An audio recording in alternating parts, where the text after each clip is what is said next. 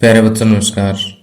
10वीं कक्षा के विज्ञान के 13वें चैप्टर विद्युत धारा के चुंबकीय प्रभाव के सेकंड लेक्चर में आपका स्वागत है। इस लेक्चर में मैं आपको यह बताऊंगा कि सीधे चालक से विद्युत धारा प्रवाहित होने पर जो चुंबकीय क्षेत्र है वो किस शेप का बनता है और उसकी दिशा किस प्रकार की होती है, और जो चुंबकीय क्षेत्र पैदा होता है उसकी दिशा ज्ञात करने के लिए हम दक्षिण हस्त नियम है, राइट हैंड रूल है, वो हम पढ़ेंगे। इसके अलावा सीधे तार की जगह पर अगर हम एक वृत्ताकार पास यानी तार को इस तरह से घुमा करके एक कुंडली बना दें तो उसको वृत्ताकार पास कहते हैं। इसमें से अगर विद्युत धारा गुजारेंगे तो इसके कारण जो है चुंबकीय क्षेत्र किस तरह का पैदा होगा, और उस चुंबकीय क्षेत्र पर हम इम्पोर्टेंट बातें डिस्कस करेंगे। और फिर सबसे लास्ट में एक बहुत ही इम्पोर्टेंट टॉपिक है एग्जामिनेशन पॉइंट ऑफ व्यू से कि परिनालिका से विद्युत धारा प्रवाहित करने पर जो है चुंबकीय क्षेत्र किस तरह से पैदा होता है, किस शेप का पैदा होता है, और इससे रिलेटेड जो इम्पोर्टेंट बातें हैं वो भी हम डिस्कस करेंगे। तो परिनालिका क्या होती है कि इस तरह से जैसे आपने कोई स्प्रिंग देखा होगा कि अगर किसी चालक को इस तरह से स्प्रिंग के रूप में मोड़ देते हैं तो ये परिनालिका बन जाता है। बाकी इसकी डिटेल में आपको जब ये आर्टिकल करवाऊंगा उसके टाइम बताऊंगा चित्र। अब देखिए, सबसे पहले है सीधे चालक से विद्युत धारा प्रवाहित होने के कारण चुंबकीय क्षेत्र।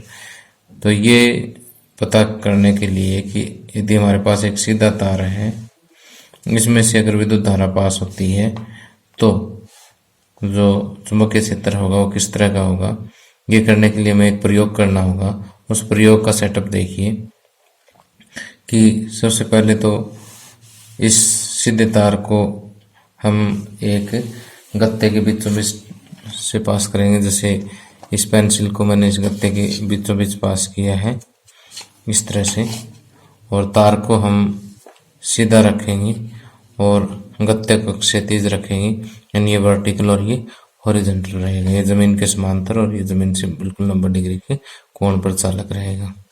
ठीक, तो देखिए ये चालक है और ये यहाँ पर मैं इसका गत्ता बना देता हूँ जिसके बीचों बीच निकल गया है।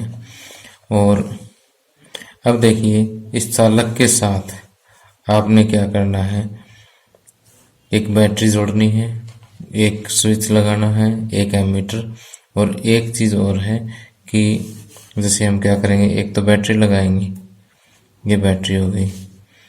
विद्युत धारा मापने के लिए एक एमीटर लगा देते हैं, एक ऑन ऑफ करने के लिए कुंजी लगा देते हैं।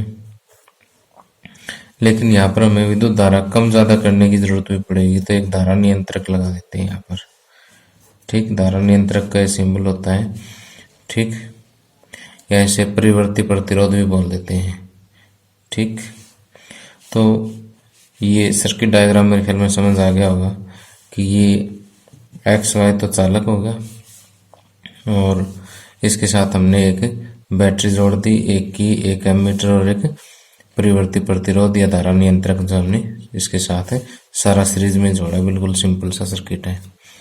अब क्या होगा कि ये पहले तो इसको ऑफ रखें, उसके बाद जो है यहाँ पर हम इस गत्ते पर लोह चूर्ण जो है वो बिखरा देंगे। लोह चूर्ण बिखराने के बाद इसको हम ऑन करेंगे। ऑन करने के बाद विद्युत धारा जैसे ही इसमें से प्रवाहित होती है तो ये आपको पता ही है कि जो चालक में से विद्युत धारा गुजरती है तो ये एक चुंबक की भांति कार्य करेगा। तो ये जो लोह चूर्ण है ये इस तरह से संकेंद्रीय वृत्तों के रूप में संरेखित हो जाता है। ओके, संकेंद्रीय वृत्त का मतलब ऐसा क्या होता है कि ऐसे वृत्त जिनका केंद्र एक ही बिंदु पर हो या एक ही बिंदु जिनका केंद्र हो, ऐसे वृत्त क्या कहलाते हैं, संकेंद्रीय वृत्त कहलाते हैं। तो देखिए इस एक्सपेरिमेंट से हमें यह पता लग गया है कि यदि किसी सीधे चालक में से विद्युत धारा प्रवाहित होती है तो उसके कारण जो चुंबकीय क्षेत्र पैदा होता है उसको हम संकेंद्रीय वृत्तों के रूप में प्रदर्शित कर सकते हैं। तो जो मैंने अभी तक आपको पढ़ाया है उसको मैंने यहाँ पर लिखा है कि सर्किट डायग्राम मैंने साफ साफ यहाँ पर ड्रा किया हुआ है कि किसी सीधे चालक से विद्युत धारा प्रवाहित होने पर उत्पन्न जो चुंबकीय क्षेत्र है उसका पैटर्न निर्धारित करने के लिए हम क्या करेंगे, एक छोटा सा प्रयोग करेंगे। इस प्रयोग में क्या है, XY एक मोटी तार है जिसको एक बैटरी, एक परिवर्ती प्रतिरोध और एक एमीटर के साथ चित्र के अनुसार हमने जोड़ दिया है। तो इस चालक को एक गत्ते के बीचों बीच इस तरह से गुजारा है कि चालक वर्टिकल रहे और ये हॉरिजॉन्टल रहे, क्षैतिज दिशा में रहे। तो अब गत्ते पर क्या करते हैं, लोह चूर्ण फैलाते हैं। जैसे ही विद्युत धारा गुजारते हैं, लोह चूर्ण संरेखित होकर तार के चारों ओर क्या बना लेता है, संकेंद्रीय वृत्त बना लेता है। ओके, तो यहां से हमें इसका पैटर्न मिल जाता है। ओके, अब आगे जो पॉइंट है वो मैं पहले समझा देता हूँ, उसके बाद यहाँ से पढ़ा दूंगा। अब देखिए कि ये जो पैटर्न है इसको मैं थोड़ा सा यहाँ पर बड़ा ड्रा कर रहा हूँ कि जैसे ये संकेंद्रीय वृत्त होगी। ठीक, अब किसी बिंदु पर चुंबकीय क्षेत्र, देखिए यहाँ से चुंबकीय क्षेत्र का पैटर्न तो आपको मिल गया। अब बात करते हैं इसकी चुंबकीय क्षेत्र की दिशा की। अब किसी पॉइंट पे इसकी दिशा देखनी है तो वहां पर आप क्या करोगे, एक दिक सूचक रखोगे। दिक सूचक मैंने आपको पिछले लेक्चर में बताया था कि इस तरह से एक मैग्नेट ही होती है जो फ्रीली लटकी हुई होती है, जो हमेशा उत्तर दक्षिण दिशा में सेट होती है। लेकिन जब इस दिक सूचक को इस पॉइंट पे रखेंगे तो इसका उत्तरी ध्रुव एक विशेष दिशा में चला जाएगा और यही दिशा जो है आपको क्या देगी, यहाँ पर चुंबकीय क्षेत्र की दिशा देगी। तो यहाँ से हम दिक सूचक की सहायता से किसी भी बिंदु पर जो चुंबकीय क्षेत्र पैदा होता है उसकी दिशा ज्ञात कर सकते हैं। तो जैसे यहाँ पर रखोगे इसकी दिशा ऐसे आएगी, यहाँ पर रखोगे इसकी दिशा ऐसे आएगी। तो इस दिशा को दिखाने के लिए इस तरह से हम तीर का निशान लगा देते हैं। ओके, अब जैसे ये दिशा के लिए मैं एक दक्षिण हस्त नियम भी बताऊंगा, लेकिन उससे पहले हम कुछ बातें और डिस्कस कर रहे हैं कि अब देखिए कि जैसे मान लीजिए विद्युत धारा की दिशा ये है, तब जो है इसकी चुंबकीय क्षेत्र की दिशा आपको यहाँ पर नजर आ रही है। ओके, और चुंबकीय क्षेत्र की दिशा किससे निकालेंगे, दिक सूचक का उत्तरी ध्रुव हमें इसकी दिशा देगा। लेकिन अगर आप इस चालक में से विद्युत धारा की दिशा विपरीत कर देते हो, उत्क्रमित कर देते हो, उत्क्रमित को हिंदी में, उत्क्रमित वैसे थोड़ा सा गुड हिंदी का शब्द है, हम विपरीत कह सकते हैं यहाँ पर। तो अगर विद्युत धारा को विपरीत कर देते हैं तो जो चुंबकीय क्षेत्र है उसकी दिशा भी क्या है, विपरीत हो जाएगी। ओके,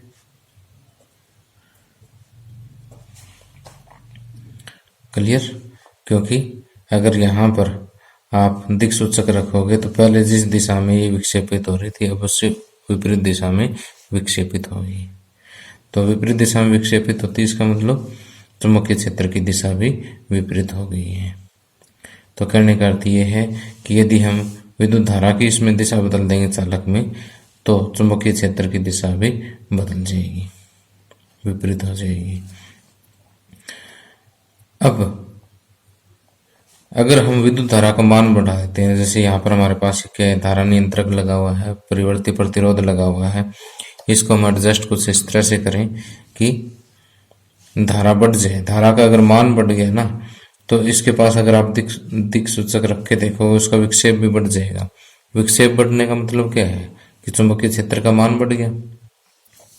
तो विद्युत धारा का मान बढ़ाने पर चुंबकीय क्षेत्र का मान बढ़ जाता है और दिक सूचक को जितना दूर लेके जाओगे विक्षेप में उतनी कमी आ जाती है, यानी चुंबकीय क्षेत्र के मान में उतनी ही कमी आ जाएगी। तो देखिए यहाँ पर मैंने आपको 4 इंपॉर्टेंट बातें बताई हैं।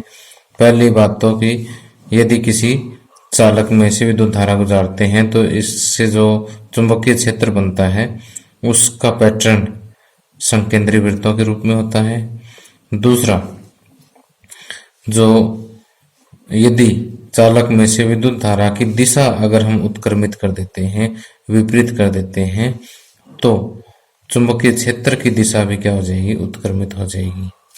तीसरी बात कि यदि विद्युत धारा का मान बढ़ा देते हैं तो चुंबकीय क्षेत्र का मान भी बढ़ जाएगा, और जैसे जैसे हम चालक से दूर जाएंगे चुंबकीय क्षेत्र का मान जो है वो कम होता जाएगा। ठीक,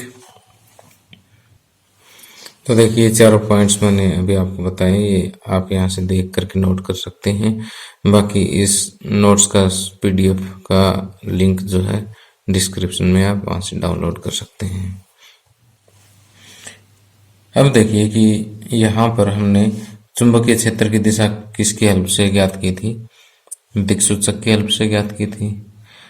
अब मैं आपको एक ऐसा नियम बताता हूँ कि यदि चुंबकीय क्षेत्र की दिशा अगर आपने ज्ञात करनी हो तो आपको दिक्सूचक की आवश्यकता नहीं पड़ेगी, आप वैसे थ्योरेटिकली ही इसकी ज्ञात कर सकते हैं।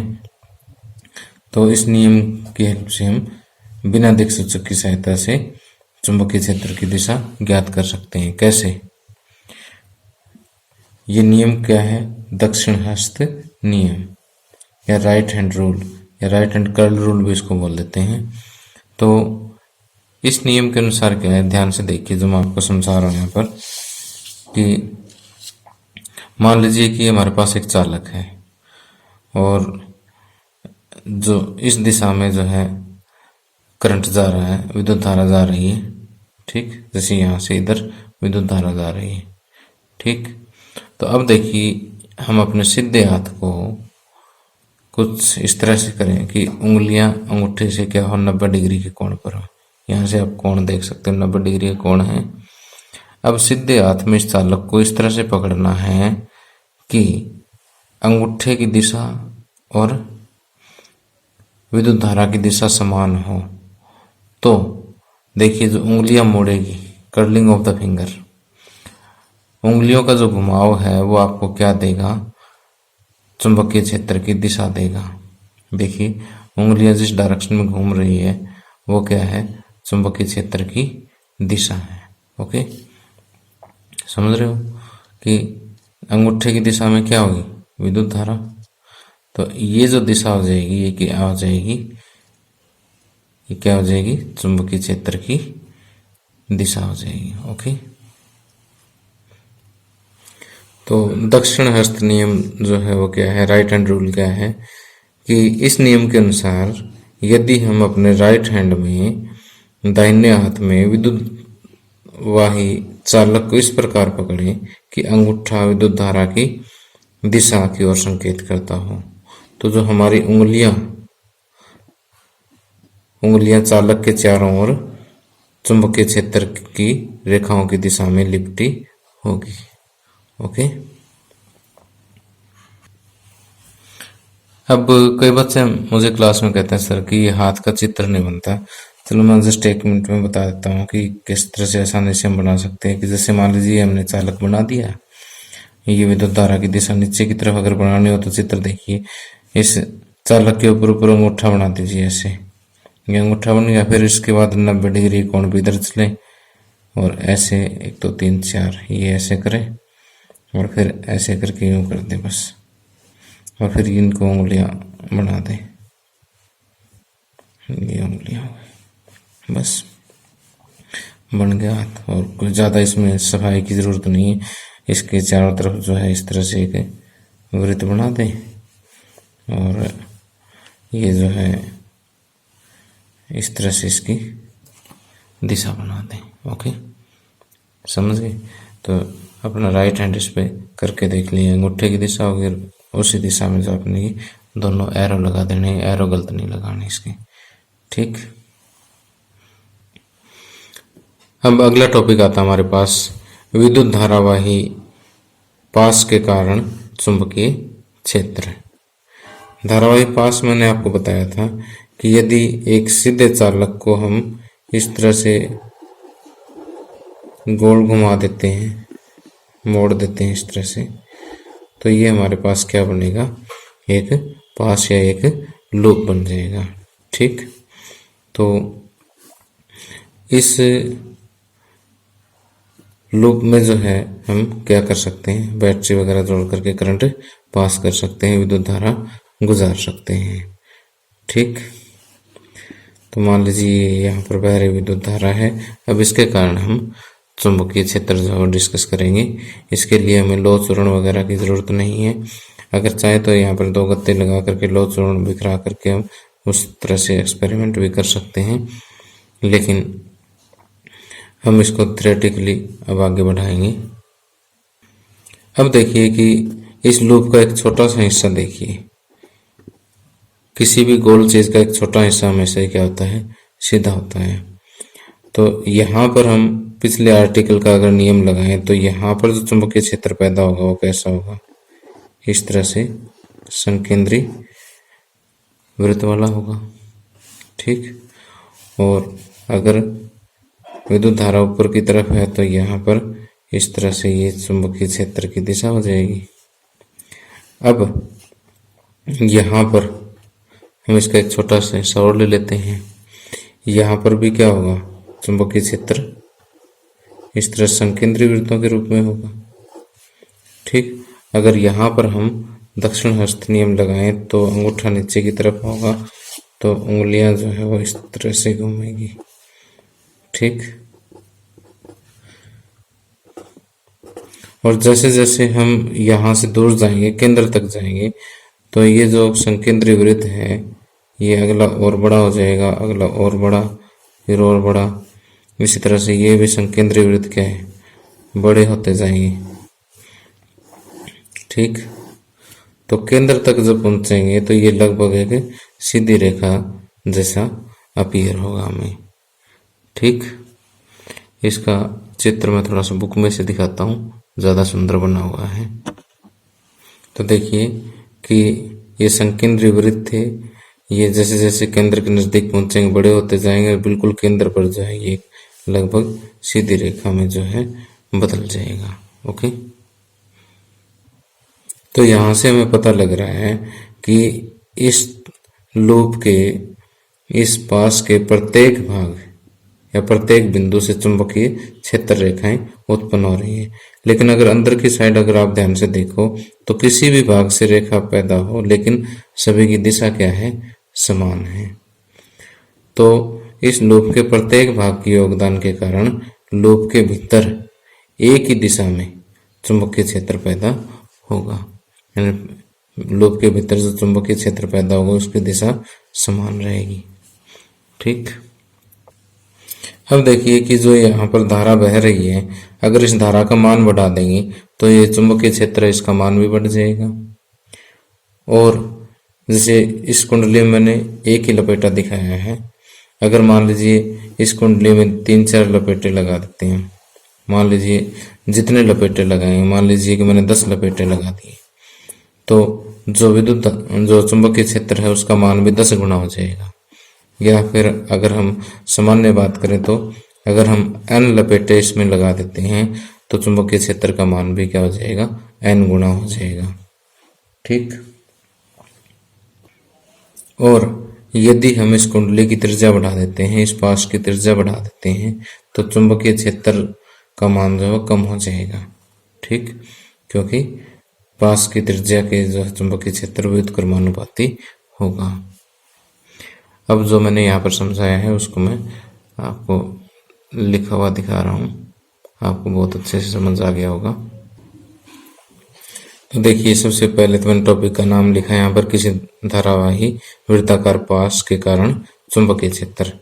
तो किसी वृत्ताकार कुंडली में धारा प्रवाहित करने पर जैसे जैसे हम तार से दूर हटते जाते हैं, उसके प्रत्येक बिंदु के चारों ओर उत्पन्न चुंबकीय क्षेत्र को निरूपित करने वाले संकेंद्री वृत्त, इन वृत्तों का आकार भी क्या है, बढ़ता जाता है। जैसे वृत्ताकार लूप के केंद्र तक पहुंचते हैं तो इन बड़े वृत्तों के चाप सरल रेखाओं के समान लगते हैं। ठीक, धारावाही तार के प्रत्येक बिंदु के चुंबकीय क्षेत्र रेखाएं, प्रत्येक बिंदु से चुंबकीय क्षेत्र रेखाएं उत्पन्न होती है और प्रत्येक भाग के योगदान के कारण जो चुंबकीय क्षेत्र पैदा होता है उसकी दिशा क्या रहती है, एक ही होती है, समान रहती है। अब बात करते हैं कि धारावाहिक पास में उत्पन्न चुंबकीय क्षेत्र जो किन किन कारणों पर निर्भर करता है। एक तो धारा के मान पर, मैंने बताया कि धारा का मान बढ़ा देंगे तो चुंबकीय क्षेत्र की प्रबलता भी क्या है, बढ़ जाती है। कुंडली के फेरों की संख्या पर, कुंडली के फेरों की संख्या अगर आप बढ़ा देते हो तो चुंबकीय क्षेत्र की प्रबलता भी क्या है, बढ़ जाती है। और पास की त्रिज्या जो है, अगर इसकी त्रिज्या आप बढ़ा दोगे तो चुंबकीय क्षेत्र की प्रबलता क्या हो जाएगी, सेंटर पर कम हो जाएगी। ओके,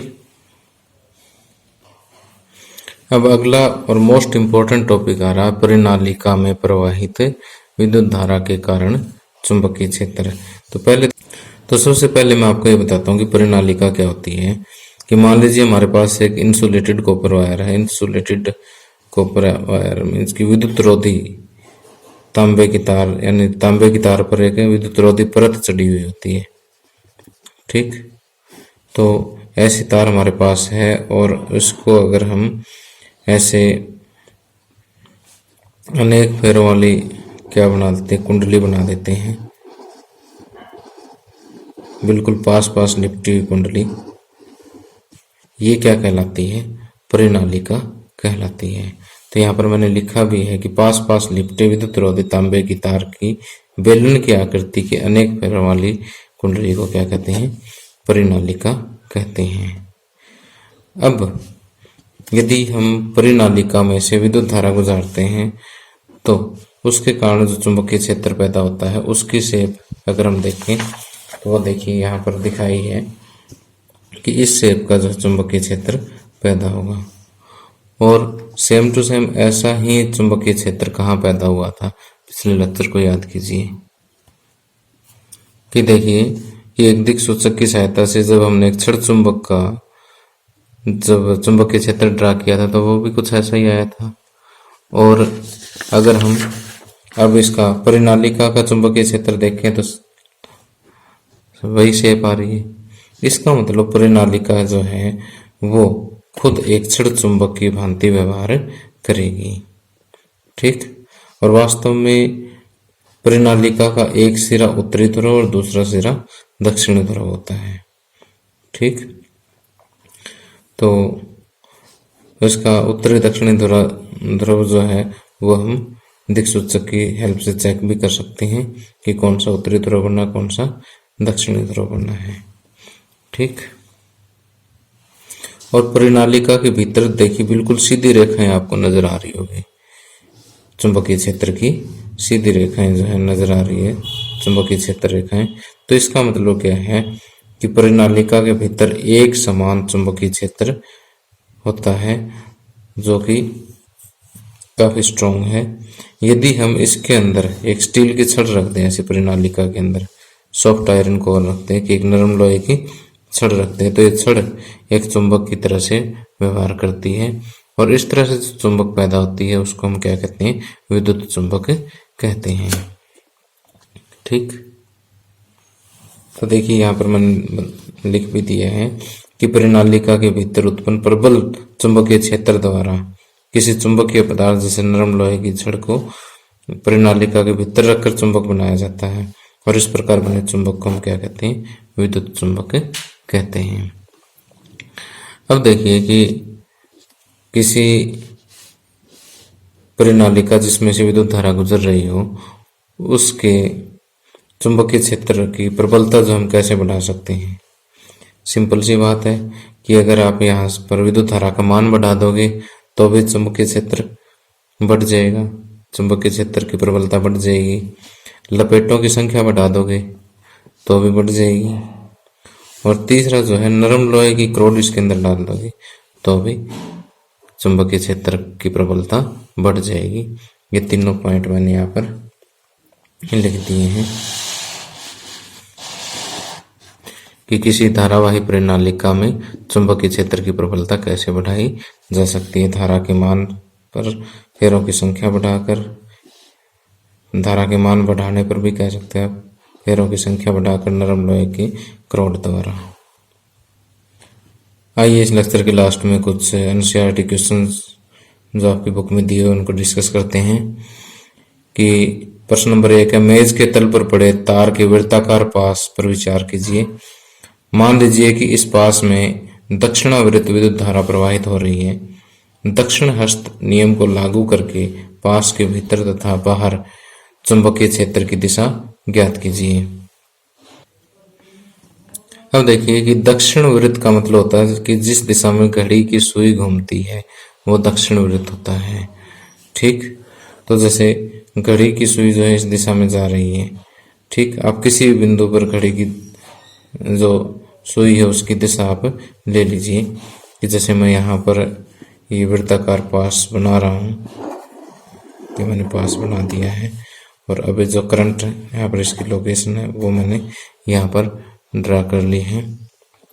ठीक, तो अब आप ऐसा कीजिए कि अपने सीधे हाथ और अंगूठा को एक दूसरे से 90 डिग्री के कोण पर रखें और अंगूठे को इस करंट की दिशा में लाइए और फिर देखिए कि अंदर इस पास के अंदर उंगलियां कहाँ जा रही है, कागज के अंदर की तरफ जा रही है और बाहर की तरफ, पास से बाहर देखिए ऊपर की तरफ निकल रही है। तो ये वृत्ताकार पास कैसे पड़ा, मेज के तल पर पड़ा है। ठीक, तो अंदर तो जो है उंगलियां नीचे जा रही है और बाहर उंगलियां ऊपर आ रही है, तो हम वही चीज यहाँ पर लिख देंगे। तो जो हमने अभी डिस्कस किया है वही हम लिख देंगे कि दक्षिण हस्त अंगुष्ठ नियम के अनुसार वृत्ताकार पास के अंदर चुंबकीय क्षेत्र की दिशा कहाँ होगी, नीचे की तरफ होगी और वृत्ताकार पास के बाहर, अगर हम बाहर की बात करें तो उंगलियां देखो ऊपर आ रही है तो चुंबकीय क्षेत्र की दिशा ऊपर की ओर हो गई। अब देखिए आगे प्रश्न नंबर 2 है, किसी दिए गए क्षेत्र में चुंबकीय क्षेत्र एक समान है, इसे निरूपित करने के लिए आरेख खींचिए। इसे निरूपित करने के लिए तो देखिए समांतर रेखाएं ही होगी, आप इस तरह से समांतर रेखाएं खींच सकते हैं। ठीक, इनके बीच का गैप भी आपने समान रखना है। चुंबकीय क्षेत्र समान होने की स्थिति में इसे समान दूरी की समांतर रेखाओं द्वारा प्रदर्शित कर सकते हैं या किया जाएगा। प्रश्न नंबर 3, सही विकल्प चुनिए। किसी विद्युत धारावाही सीधी लंबी परिनालिका के भीतर चुंबकीय क्षेत्र शून्य होता है, इसके सिरे की ओर जाने पर घटता है, सिरे की ओर जाने पर बढ़ता है, सभी बिंदुओं पर समान रहता है। तो अभी हमने डिस्कस किया कि जैसे परिनालिका के भीतर जो है चुंबकीय क्षेत्र रेखाएं कैसी थी, बिल्कुल सीधी थी, तो सभी बिंदुओं पर चुंबकीय क्षेत्र क्या रहेगा, समान रहेगा। तो प्यारे बच्चों, इसी के साथ ही लेक्चर समाप्त होता है। अगले लेक्चर में हम किसी चुंबकीय क्षेत्र में यदि हम कोई चालक रखते हैं जिसमें से विद्युत धारा गुजर रही हो, उस चालक पर जो बल लगता है उस पर हम डिस्कस करेंगे और उसके बाद हम विद्युत मोटर और विद्युत डायनमो, जो कि हर हालत में इन दोनों में से एक प्रश्न पूछा जाता है, तो उनको भी हम डिस्कस करेंगे। ठीक है, तो तब तक आप नोट्स डाउनलोड करके इसकी अच्छे से तैयारी कीजिए। Thank you, have a nice day.